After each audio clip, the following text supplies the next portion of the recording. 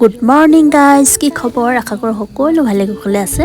এইজোপা দেখিছেনে? এইজোপা হৈছে Christmas cactus বুলি কয় এইজোপা। আৰু মই সৰু পুলি এটা আনিছিলোঁ নাৰ্চাৰীৰ পৰা কিনি। এতিয়া চাওঁতে দুটা টাবত ধুনীয়াকৈ কাটিং কৰি দুটা টাবত ধুনীয়াকৈ ৰুই দিছোঁ। পিছে আপোনালোকে মোৰ হাতখন নাচাব দেই, মই কামিলা মানুহ যে, ইয়াৰ কালাৰ কৰি আছিলোঁ, ৰঙা হৈ আছে। টাববিলাক কালাৰ কৰিলোঁ অলপ।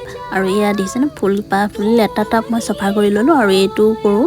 আৰু পুলি দেখিছেনে বহুত মানে ফুল ফুলিব, কমেও 25পাহমান ফুলিব। এইবোৰ এইখিনি সময়ত অকণমান খাৰ পানী দিলে ফুলখিনি মানে ফুলাটো সহায় হ'ব আৰু ফুলকেইপাও অলপ ডাঙৰ ডাঙৰ হয়।